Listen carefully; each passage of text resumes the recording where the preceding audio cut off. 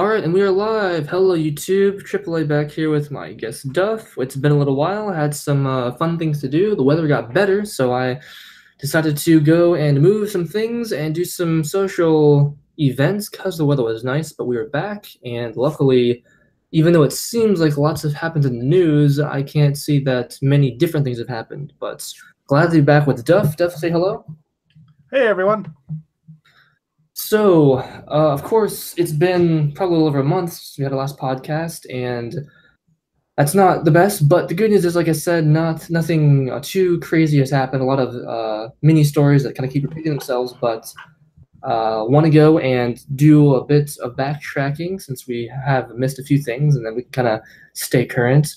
But the first point I wanted to make tonight was about TV because that's the thing that we have all kind of been witnessing, and if you haven't, then probably good for you. But if you don't already know, there was the revival of Roseanne on TV, and she had her, I believe she finished the first season of her show, and that was about it because then she made we'll call it questionable tweet. I don't remember exactly the tweet or who she tweeted about, to be honest, but it was got a lot of notoriety and now has become pretty infamous. And because of this controversial tweet she has made, ABC has now canceled her show, which is, I guess, makes sense on accounts and others not so much. But I don't know, Duff. Do you think that was the right decision for them, or do you think that she kind of got what she deserved?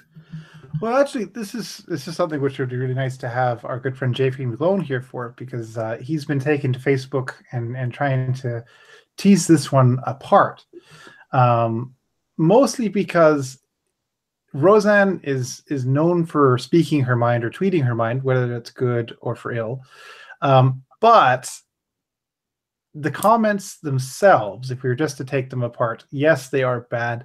Unfortunately, when you refer to someone as some sort of marsupial, or as an ape in this case, there are definitive connotations, especially when you're talking about someone from African American background. So she was getting into heated waters, but the degree to which she was trying to insult, incite, or do something like that seems to have been next to nothing. So the reaction to this, of course, seems disproportionate to the tweet. Now, should Roseanne have done it? No, she did, but ABC, which is, of course, the television company that was running the show, knew exactly what they were getting when they had Roseanne and they got her back on. And the severity of their reaction seems out of whack with what she did as well. You would assume that they would get her to apologize. Roseanne has said that she would like to apologize. And this is where I have a theory that when ABC brought the show back, they sort of saw it as a quid pro quo, meaning if the show is successful, that's great. They can have financial incentive. If Roseanne pulled a Roseanne, that's great because they could throw her out on her butt and be able to claim PC points, as it were. But what are your thoughts on this there, AAA? Well, I will say that I did watch a little bit of Roseanne when I was a kid, and I thought it was an okay show overall. It wasn't too crazy by any means, and I thought it was interesting that they brought it back. And then there was hello, hey, it's the great conservative comeback, and I watched Ben's show and he talked about that it's nice that she gets to be a Trump supporter, but the issue of oh hey, she's on the side of the Republicans now, and blah blah, and she shares some values, and that made sense on some accounts in the other episodes when she talked about other the religion and abortion and other political ideas. She really didn't follow conservative or Republican ideas. But and now the issue is, oh well, Roseanne represents all the people who voted for Trump, and she's just terrible, horrible, racist, and blah blah. And so now they're using this TV show cancellation to say, hey, they are as bad as we thought that they were, so blah blah blah. And it's just terrible and horrible, and good riddance to her. And this is what happens when, or this is a big win for the left. And Well, it's also one of those ones where Roseanne's a proxy for all those things when not really being any of those things. Let's say when the show was first aired, and even now, it was aired on a decidedly Democratic network, and what Roseanne was a stand-in for what they think working class Americans are like. Whether that's true or not true, they probably didn't care, but it allowed them to put spins on, let's say, democratic positions and have them espoused by a willing patsy in the character of Roseanne. So for interest's sake, one of the first episodes of the re-released Roseanne had to do with transsexualism. And that's, of course, a very hot button topic. But the way they set it up was so that, Roseanne could have this great realization after the fact and be like, oh my God, I can't believe I was against those people, that ideology, that whatever. When in fact, Roseanne herself seems to come across more as a libertarian than as a conservative. And a libertarian probably wouldn't have had any real concerns about that issue beyond the fact that you leave me alone, I leave you alone, and we all get along. So she, as the character and the show in itself, is effectively a Trojan horse from my perspective. It's a way of trying to soft sell things, or try and soft sell what you think conservatives lack, but that may or may not be true. But what are your thoughts? Yeah, I don't think that the I mean, on one hand, I guess I'm kind of glad it's off because it kind of did give a bad representation for conservatives, Republicans, the Trump voters kind of thing.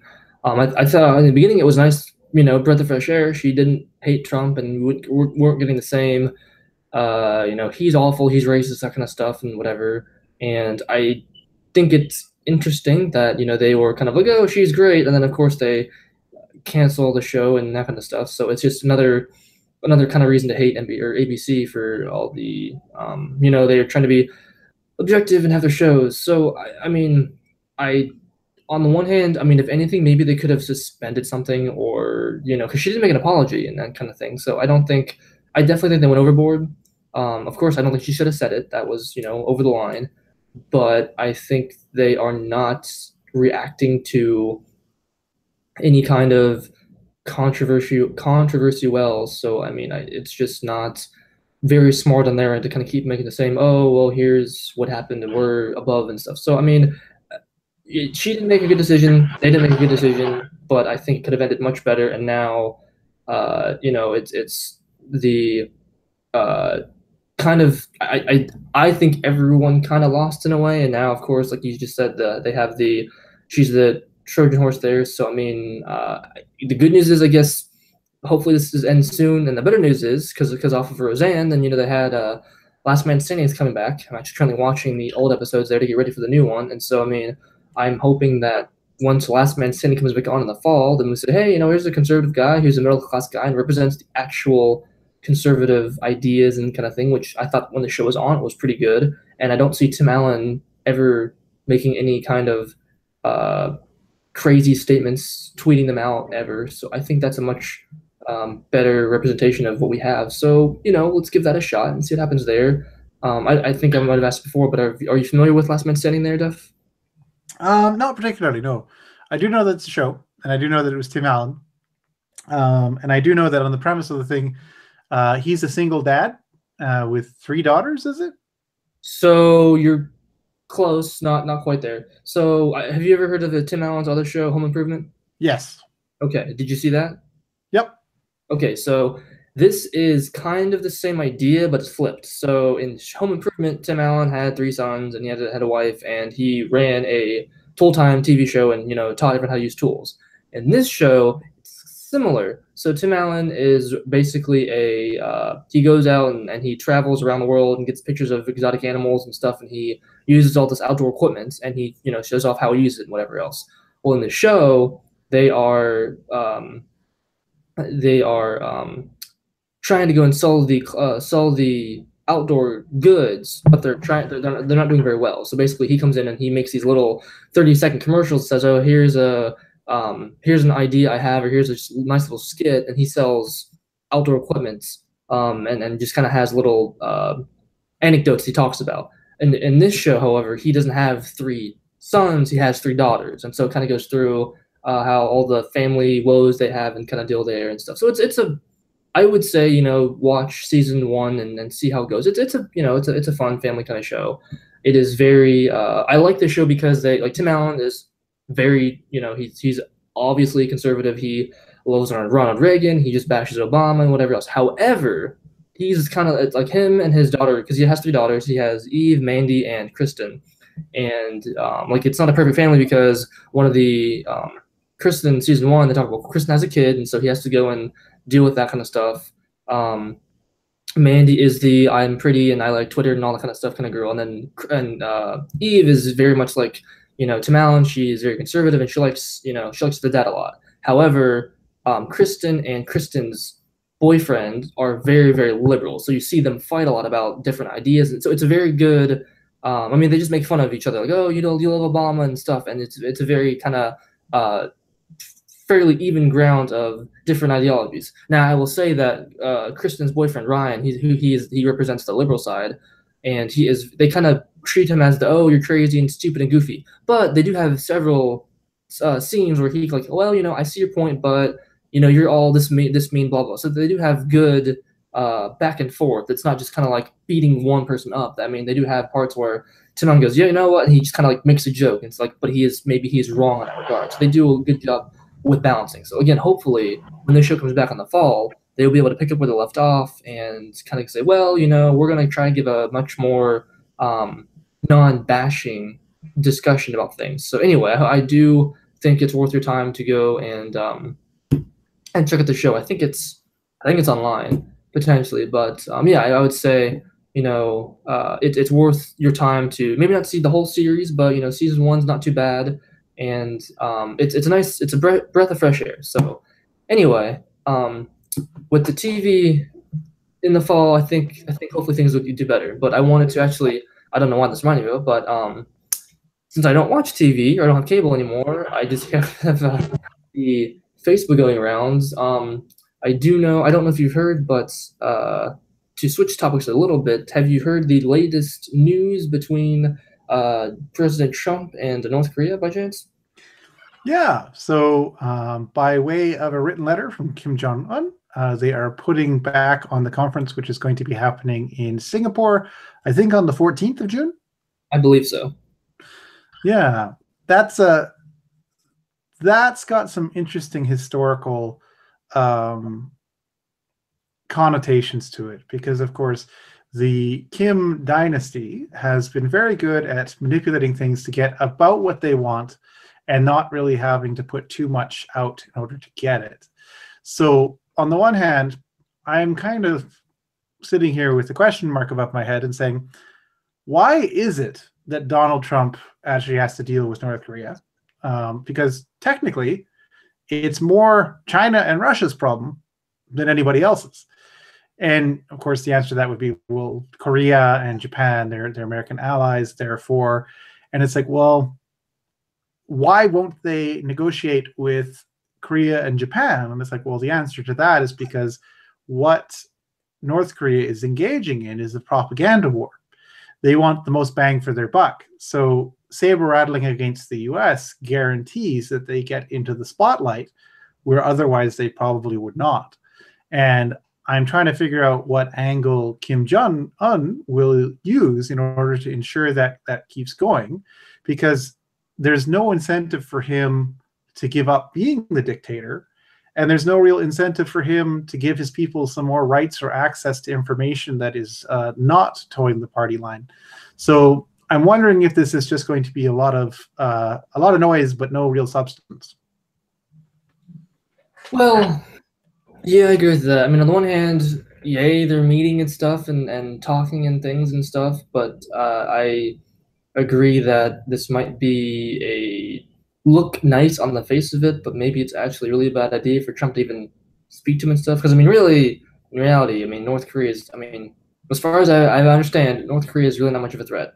We wanted to, they'd be gone in an hour. So it's not, hey, the games that are being played are a little bit silly. So I hope that things go well, but I don't know if there is a good end result for Trump if he goes there. And so I mean, again, they're kind of the on again, off again couple, and we don't know what is going to happen. So it's a very weird. We're living in a sitcom right now. I'm not sure what's going to happen yet, but I hope the writers are prepared to change their mind because, I mean, really, who knows how the meeting's going to go, and it will be quite interesting to see a crazy man meet a crazy man. I guess is the best. Oh yeah, no, Uh, to a degree, of course. And the other thing, though, which makes it just sort of a bit iffy, is you have this thing being set up, and it's like, well, who's going to be paying for the accommodations? Well, the United States. Who's going to be paying for the setup costs? The United States. And it's like, who's going to be paying when it comes to signing some sort of agreement? Well, it's probably going to be the United States. And the question which I have over this entire thing is, why should the United States bother to pay North Korea? Haven't you guys learned from just paying off Iran pretty recently? It's like, giving out free money is a great way of getting your enemies the technology that they desire in the first place. And so maybe Trump will be savvy enough to say, hey, look, this is all very well and good. Thank you for coming out of North Korea. But if you're not going to change anything, we're not going to pay attention to you anymore. And your saber rattling will just result in us deploying troops to a border or supplying South Korea with even more technology or Japan with even more technology. And we're going to try and talk to China to go over your head because we think we can get a better deal from them than you, a country that has nothing. yeah, I hope things end. I think that's all I can say. I hope things end because I think this is getting a little bit ridiculous to see. Well, again, it's on, it's off, it's on, it's on. I just kind of, it's really sad for me to say that I don't care, but right now it's just back and forth, and I'm like, you know what, you guys should meet and talk about communicating correctly and stuff. So it's very sad to see that we're just kind of playing this game of hide and seek and stuff. And I mean, I kind of wish that, and even Mr. Shapiro mentioned, he shouldn't. I don't. In a way, it's good, but overall, maybe he shouldn't have said anything about his deal with Korea because I mean, it just the yes, the news happens at such a fast rate that you can technically keep up with it. But I mean, I don't think this all needs to be announced with the whole back and forth. It just seems a little, just seems dumb. But yeah, I don't. I hope it ends basically. So, Well, is there a feeling that you'd see or? Trump's biggest strength has been that he consistently does not act like a career politician. So the fact that he's very open about this stuff when a lot of these things would be behind closed doors, it can be a strength. But the other problem is that he seems to have a bit of an ego and he wants to seem like he's doing something. And so what is he going to be willing to sign off on that he doesn't really need to or have to? And if he comes back from the talks with nothing, well, the media will have a field day. If he comes back with the talks with something, well, when Kim Jong-un immediately reneges on it, he'll have nothing again. So it seems like such a lose-lose. And what makes it so terribly cynical is if you really look at it, what's the worst that Kim Jong-il can do? Oh, I'll attack you with a nuclear bomb. It's like, well, I think China will absorb you at that point. It's like, well, I'll starve my own people. It's like, well, you're kind of doing that already. So what are you going to do differently that's going to change your regime? And a lot of people, especially some, so let's say more unnuanced, empathetic bent, would be like, oh my God, think of the children, think of the poor starving North Koreans. It's like, well, they've been starving for in excess of 60 years. And you guys don't seem to have done anything about it. Why do we need to give them accommodations? And this is what I'm hoping, if this actually does go through, because it's still a possibility it might not. We don't know what Kim Jong-un will be up to. But if it does go through, literally saying to North Korea, you don't have any friends, nobody likes you, we don't care about you, be quiet and go away. Or, conveniently, maybe change. But we don't believe you'll change. Prove us wrong. And leave it at that. Yeah, I hope it ends soon. I guess you yes, that's yep, okay. I guess I can't add more to that on there. And switching a bit more again, not that I love talking about this at all, but I'm assuming I'm guessing you've probably also heard about the most recent Santa Fe incident there, Duff. This would be another school shooting. Correct. I have to say I haven't followed this one all that closely, but it does sort of touch on the thing that there do appear to be copycats. When there's one school shooting, you're probably going to have quite a few more. But Santa Fe is in California? Texas. Texas. Okay. Yeah. So if there's a surprising thing about that particular school shooting, I would imagine it's that nobody shot the guy as soon as he pulled out a gun. But yeah, I don't know what to think about that one. What about you, AAA? You have more information on this than I do. Sure. So basically, this is getting really, well, firstly, and I'm glad they're doing this now, but I wish they did it before, because they even mentioned, I think even CNN and one of the other news organizations that reported on this kind of early on said, oh, by the way, this is a school shooter. He did these things, and we are going to stop announcing his name, what he did, and his little manifesto of things. Because the last time they did that, which was Parkland, they go, oh, well, we're going to have this, guy, and they announced his name, and they told him what the problems were, and stuff. He was infamous, and so they're now at least beginning to say, hey, we should stop making this person famous. Let's just stop doing that. But basically, that's how I understand it. This kid has been scrutinized before, and he had already, many people, much of the school knew he was a rotten apple. There was warning signs at a time, and I guess he went out to kill the kids that were mean to him, and he even specifically wanted to go and shoot to the girl that rejected him, and he only spared the kids that he thought were nice to him, and kind of deal. And I guess he wanted to kill, or I'm not sure. I think there were even bombs found at the school, and he wanted to go and actually commit suicide, but he just couldn't do it at the end. So again, there were several issues that were known before any of this happened. So it was not like this, random thing happens. He didn't have anything, there was no background check to be had to figure out, oh, hey, this could be an issue. So again, no law would have stopped this from happening. And it's still ridiculous to kind of play this blame game of what do we do? I mean, it's getting a little ridiculous here to keep having these things, this happen. But I mean, again, like we talked before, metal detectors, teachers with guns if they want them. Yeah, teachers with guns. I don't actually like that particular one. Well, no. I'm saying if they want, and they want, if the teacher wants and is licensed to carry, I think they should have that option. Only if they want to. But I mean, at least put a metal detector in there, or put a guard there, or something. I mean, would that be fair? And you think, or? Well, this is one of those ones where the school shooting problem in the States seems to be unique to the States in a lot of ways. And from the angle that I look at it, the problem seems to be more so that a lot of these kids get identified, but there doesn't seem to be any social welfare apparatus for dealing with it. So it's like you don't see them getting sent to counselors. You don't see them getting psychological assessments. You see a lot of groups handing off the fact that this is a problem between one another, and nobody really wants to touch on it. And I think that sort of hot potato game is more problematic than many other things.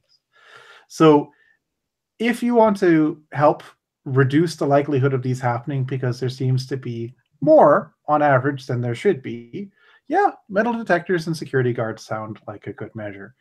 But I think it also probably speaks to just differences in how you put schools together, and how maybe over large school sizes, amongst other things, may make it easier for people to move around rather anonymously, or to go unnoticed, or not to get sent where they need to get sent, just because of how stressed the system might be.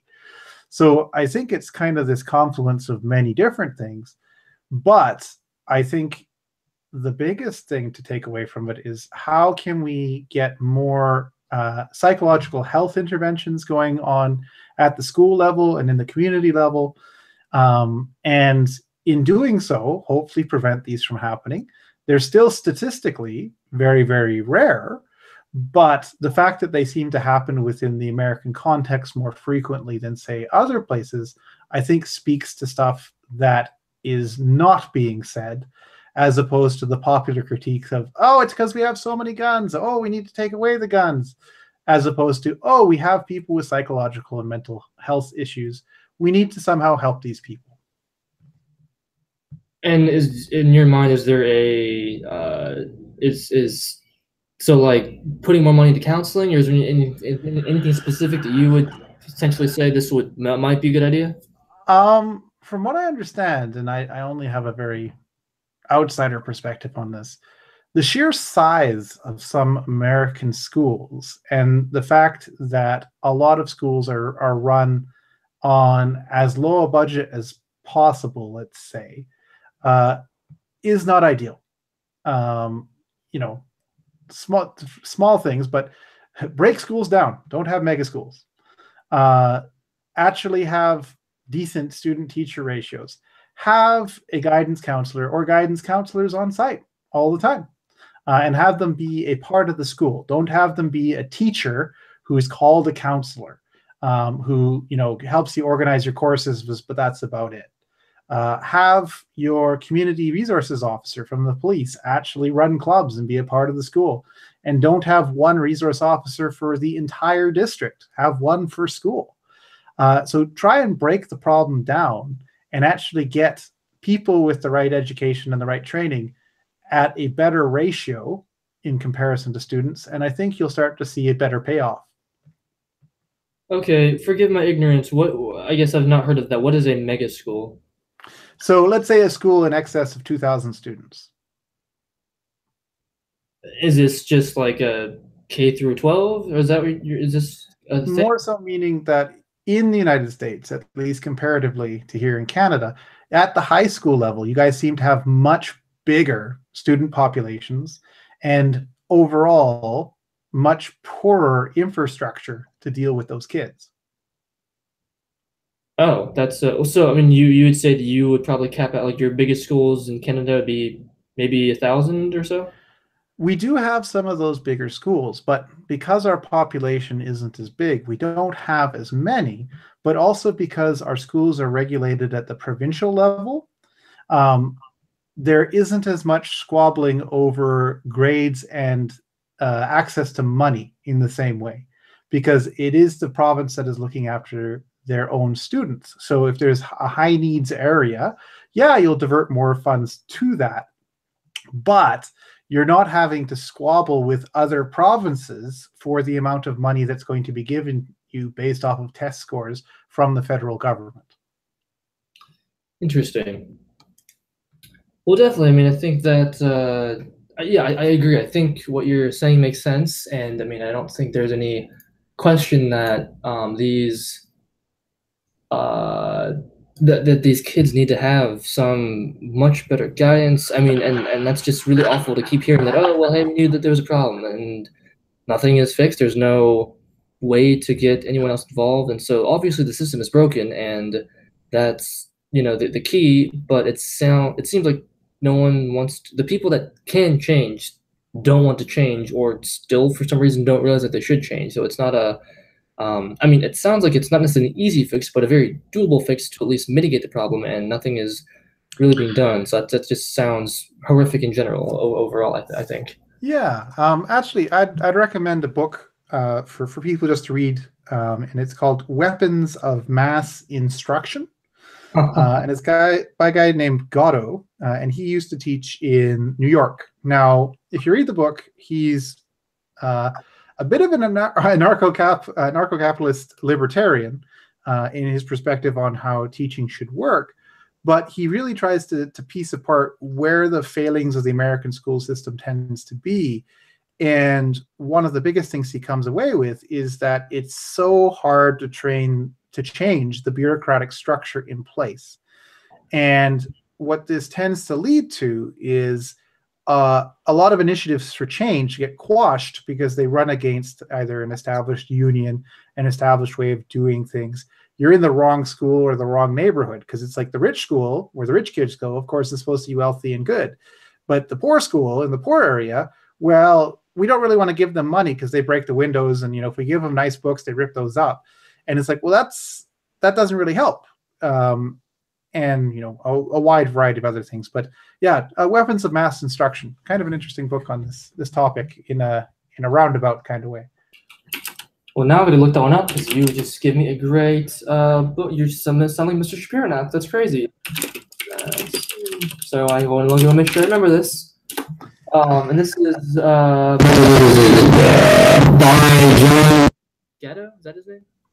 By I think it's Mike Gatto, but I'll just check for you there, AAA.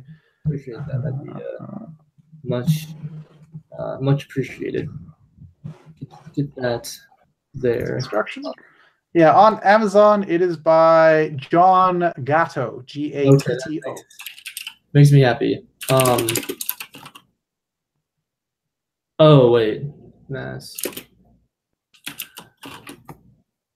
1 second. Okay, here we go. Wow, is this a short book? No. Okay, so the hour is not gonna be enough. Gotcha. Okay.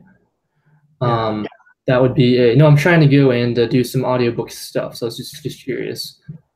But it sounds like this is going to be a yeah. I know. I was going to mention it before. I tried.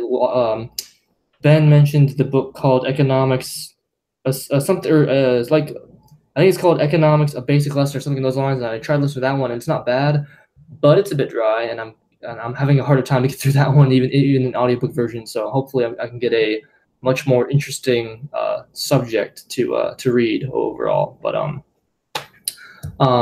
anyway, lastly, I wanted to mention the increasing, or maybe not increasing, but the very relevant double standard we keep seeing with how we are treating certain political celebrities, whatever you call them, people online and stuff.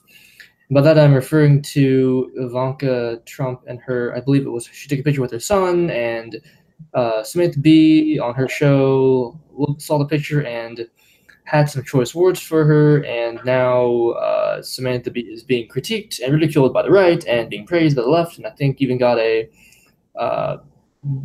got some monetary reward for what she said.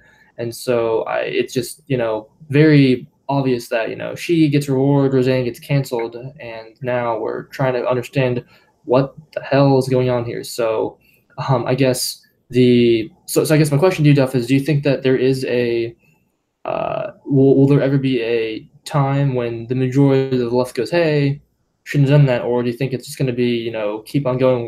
Whenever anyone says they are in agreement, they're good, and there's never a person that's crazy enough to go, well, hey, we don't believe that. Is that fair to say?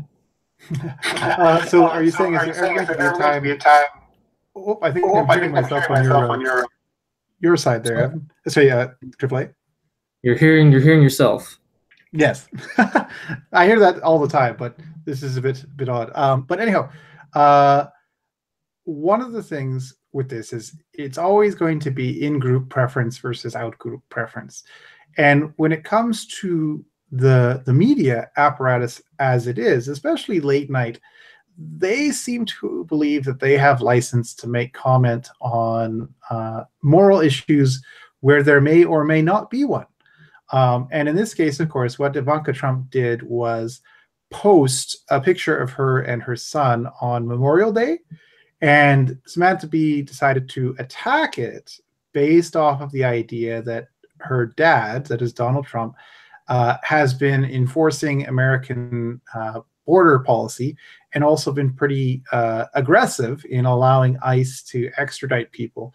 So Donald Trump has been breaking families. So how dare Ivanka celebrate being with her son when her dad is doing such nasty things?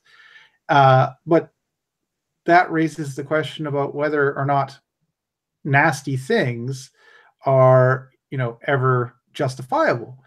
And when someone's broken the law, either by coming into a country or in some other means, if you're not willing to at least enforce your law, then there's no reason to have that law in the first place. So essentially, all Samantha Bee's comment boils down to is she doesn't believe that anyone should have something which they don't want to happen to them, even if they have been caught in the act of breaking a country's laws.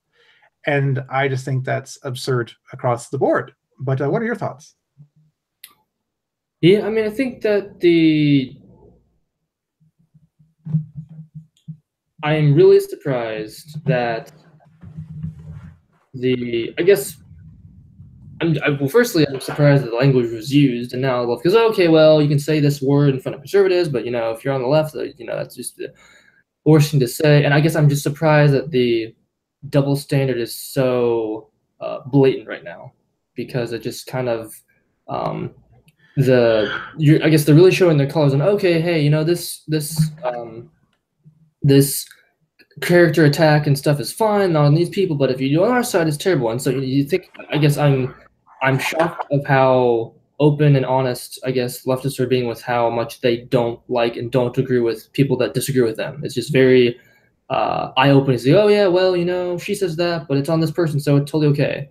And of course, again, she's being paid more for the comment now, and she has other offers there. Now, that being said, I don't like the fact that after the comment was said and then it was a big deal, Trump said, oh, hey, she should be fired. Well, Mr. President, that's your opinion. You really shouldn't talk about people getting hired and fired. You should worry about your job, and you can easily not like what she said, but trying to go and influence someone's career, that's not your job to do. So don't do that.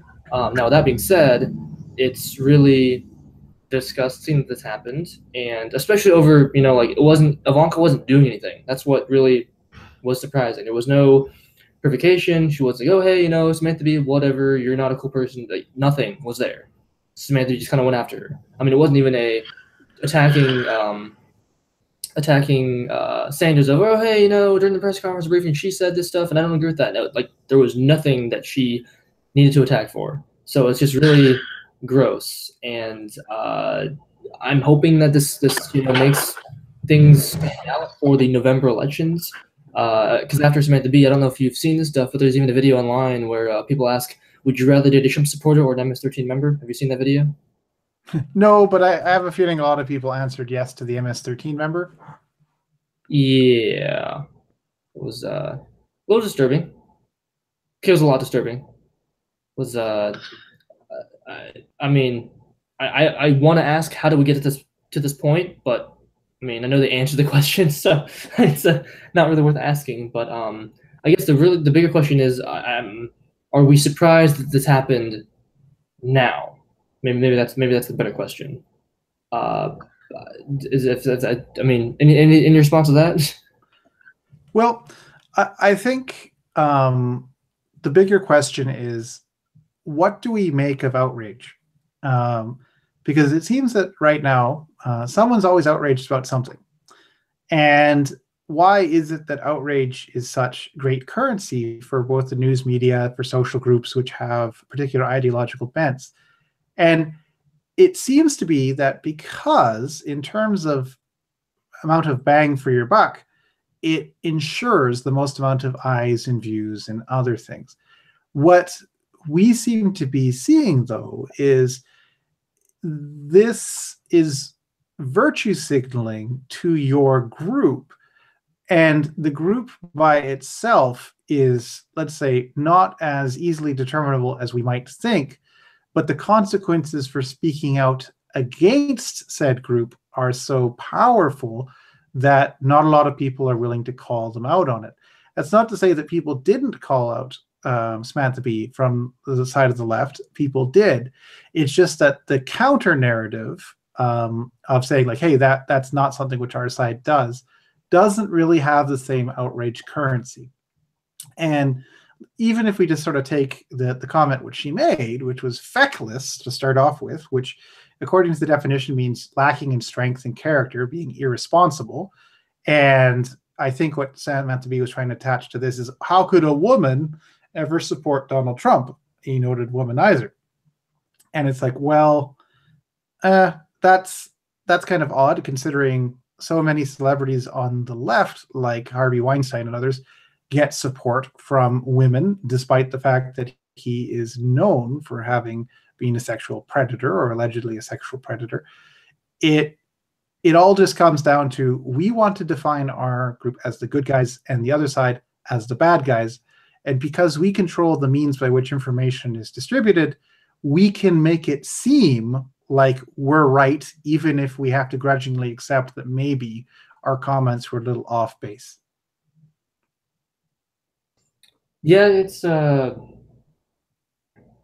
very, very sad to see all this happening, and again, I'm hoping that, with every time they keep describing, oh, hey, you know what, she's this terrible person, hey, he's a racist, hey, I'd rather go date an MS-13 member. Hopefully now they are, I mean, luckily they are their own worst enemy, and they don't realize how polarized they're being. And I used to see every now and then whether it be a person leaning to the left on YouTube saying, well, hey, you know what, I was a Democrat, but honestly, maybe not anymore. So it's maybe the tides will be turning, and I have heard that the numbers for people who wanted to go and have the big blue wave happen are going down by quite a bit. I mean, a lot of the things that Trump has done, a lot of the promises he did keep, so that's good news.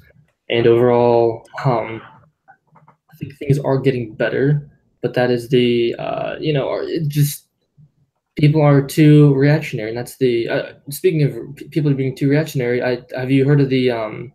I don't remember his name, but there's a guy who had to be evicted from his house because he wouldn't get out, even though he had a kid and he was 30 years old. Did you hear about that millennial story on CNN? He is the kid. Yeah, there's the parents who evicted him.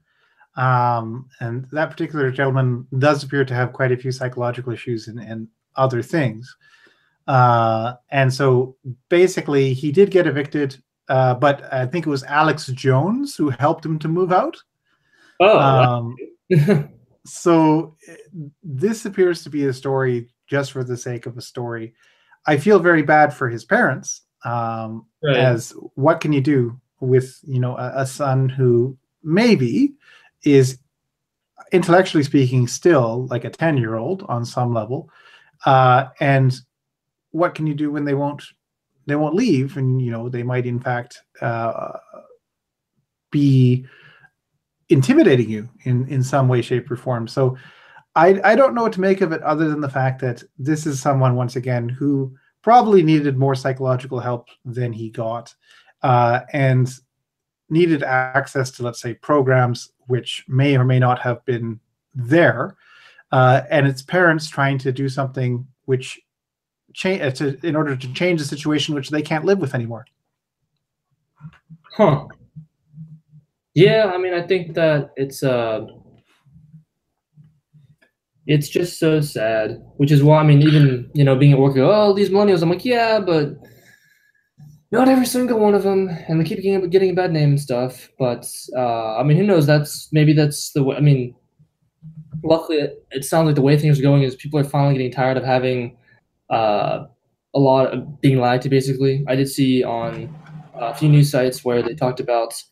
I think CNN lost 25% of its viewership. Facebook is losing interest with younger viewers and going to Instagram and YouTube to go and find the news. So maybe we're seeing the people are finally getting tired of having blatant lies, and they're now just getting tired of everything. So I mean, I don't know. Do you read a lot of news on Facebook there, Duff, or maybe? No, I tried to avoid that. In fact, I recently went through and chose the selection where it's like, don't see what people are posting, but remain friends, for an awful lot of people.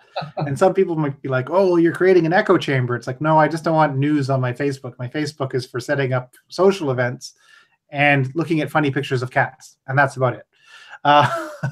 But what I was going to say about this story about the 30-year-old guy, I have a sneaking suspicion that it would not have gotten nearly the following that it did if not for the incel stories which happened last month.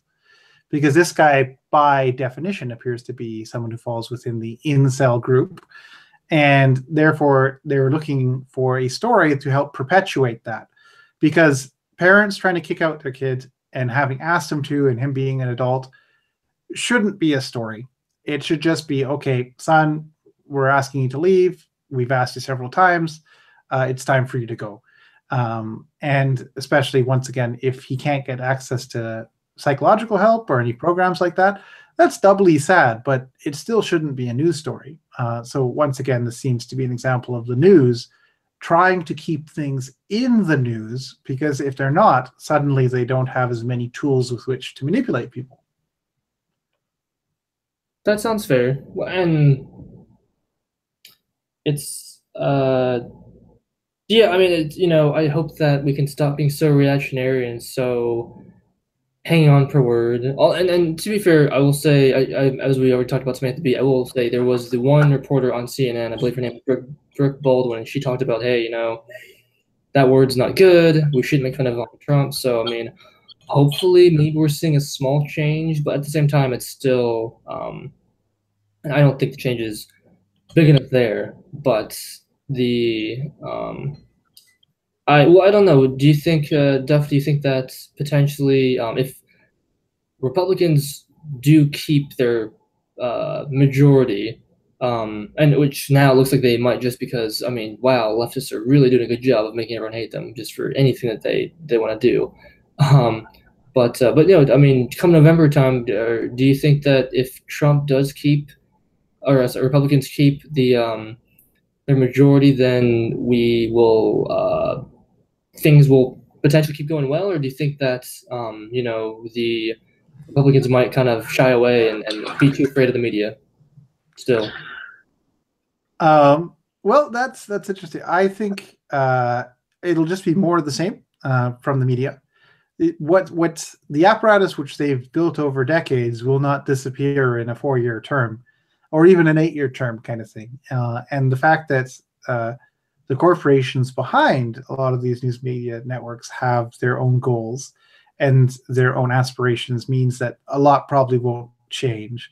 They have a demographic they want to appeal to, and they'll keep on trying to appeal to them in how they assume that demographic will want them to do so.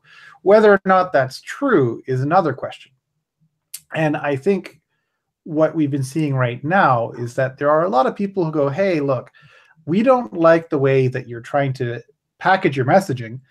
It doesn't appeal to us. And so we're going to turn off your channels and go to things like YouTube and other small sources of media, because we feel that we can get a better, more nuanced interpretation of what's going on. And if that continues, I think that's actually a good thing. I wouldn't mind seeing the news media, to a certain extent, have to critically reevaluate itself. Do I think it's going to happen? Probably not. But I don't actually think things are as bad as we paint them. And I don't think people are as, let's say, irrational as we seem to be making them, especially considering the people that tend to promote the irrationality angle tend to be the ones who are the ones we're questioning anyways. So, they're responding to the fact that we don't trust them anymore. And overall, I think that's a good thing.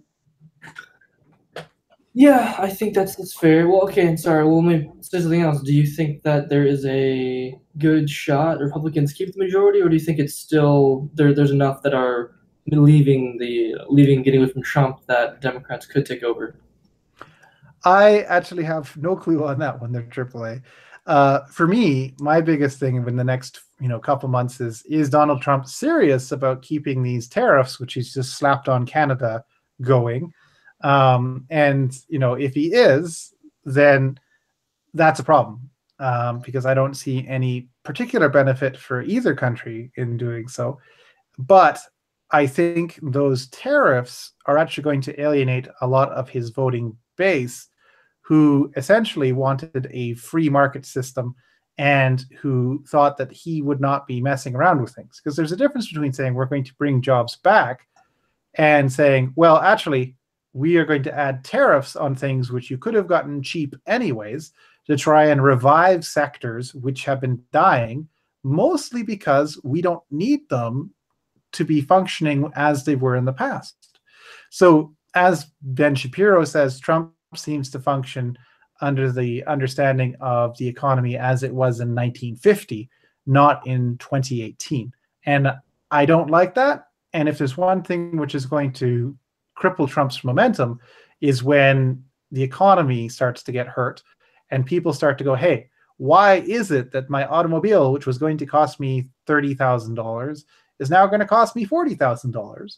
Or why is it that this item, which I could have bought for 90 cents, is now costing $3? So I have a feeling that's the type of thing which is going to turn the tide against him. If he can gracefully retreat from a lot of these tariff-based economic policies that he's putting forward, I think he would still have a very good chance of maintaining both houses. Yeah, I think that's fair. Well, I mean, on the one hand, I mean, I hope things get better, but at this rate, if Democrats keep doing what they keep doing, then I mean, there's a really good chance that Trump and Republicans keep their majority. So that's pretty good news overall. But yeah, it's I guess the really good news is, again, we're seeing the true colors, and Democrats are now getting brave to go, well, here's my opinion, and if you don't like that, then you can go off. And now everyone's seeing, well, hey, maybe Republicans aren't these terrible, awful, horrible, racist, bigoted people, and maybe we need to go and look up some more facts about things and stuff. So hopefully, things are becoming more transparent. But yeah, I think we can end the note on, I hope things will be more hopeful in the future, and it looks like things are getting better, even though the media says that the world's coming to an end now. So overall, let's just hope for the best. But yeah, I think so. that sounds like a good note to end on. okay, well, I'm glad we can agree there. Good. Well, guys, again, thanks for joining us tonight, and we'll look forward to seeing you guys next time. All right, Duff, there, you can say goodbyes. Have a good week there, everybody. All right, guys, thanks for listening in. We'll see you next week. All right, thank you.